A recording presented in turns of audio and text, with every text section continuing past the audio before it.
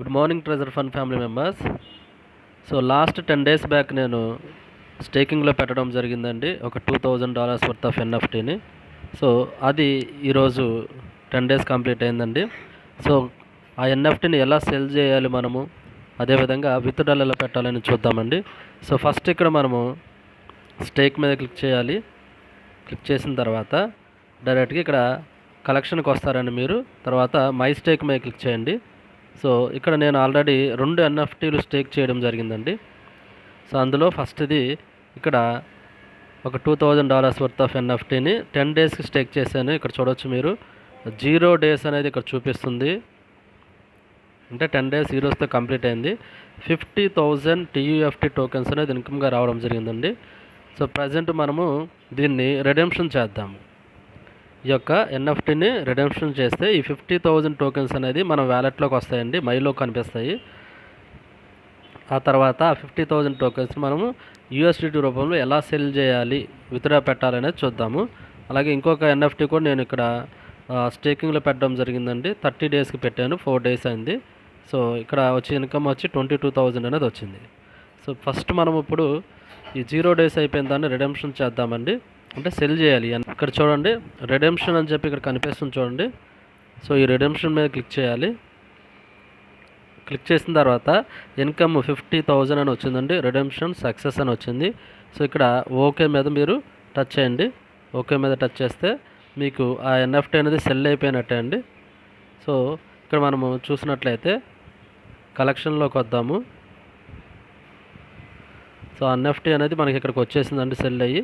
తర్వాత మైక్ వచ్చి చూద్దామండి. ఇక్కడ చూడండి ఆ 50,000 TUFT టోకెన్స్ అనేవి ఇక్కడికి వచ్చి యాడ్ అయిపోయినాయండి. అంతకుముందు ప్రీవియస్లో 5,000 టోకెన్స్ ఉన్నాయి, ఆ 50,000 టోటల్ 55,000 టోకెన్స్ అనేది మనకి ఇక్కడ చూపిస్తుంది.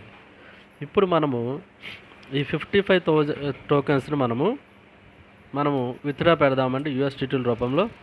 దానికంటే ముందుగా కూడా నేను ఇంకొక ఎన్ఎఫ్టీని స్టేకింగ్లో పెడతానండి.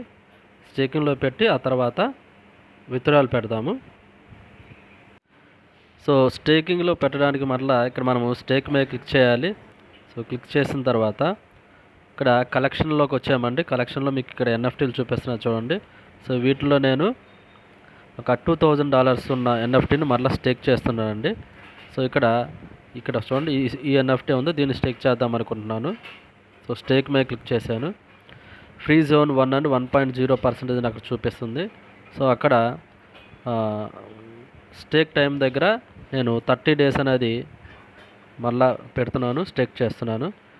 30 days పెట్టిన తర్వాత ఇక్కడ మనకి ఛార్జ్ అనేది చూస్తే గ్యాస్ ఫీ కింద TUFT 12,500 రూపీస్ 500 టోకెన్స్ చూపిస్తుంది. సో ఇక్కడ స్టేక్ మీద క్లిక్ చేస్తున్నాను. సో స్టేక్ సక్సెస్ అంటే కన్ఫర్మ్ అని ఉంటుంది. సో కన్ఫర్మ్ మీద క్లిక్ చేయండి. సో ఇప్పుడు చూడండి ఇక్కడ మనము స్టేక్ పెట్టే మరలా 30 days ఈ యొక్క ఎన్ఎఫ్టీని. సో డైలీ మనకి 5,000 టోకెన్స్ వస్తాయి లీడర్స్. దాన్ని ఇప్పుడు మనం ఏం చేద్దామంటే విత్డ్రాల్ చేద్దామండి. మన దగ్గర ఉన్న టోకెన్స్ని ఇక్కడ చూడండి 42,500 టోకెన్స్ ఉన్నాయండి, TUFT టోకెన్స్. దీన్ని మనము విత్డ్రా పెడదాము.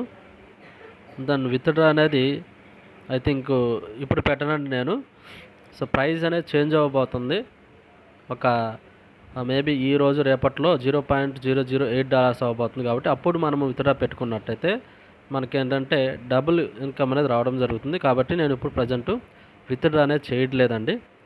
సో ఎలా ఇప్పుడు మనము టోకెన్స్ని బయటికి తీసుకురావాలనేది మీకు నేను చేసి చూపించాను. స్టేకింగ్లో పెట్టిన ఎన్ఎఫ్టీని సెల్ చేస్తే మనకి రెడెంప్షన్ చేస్తే టోకెన్స్ రూపంలో మనకి ఇక్కడికి మైక్ రావడం జరిగింది TUFT బ్యాలెన్స్కి. థ్యాంక్ యూ అండి, thank you one and all.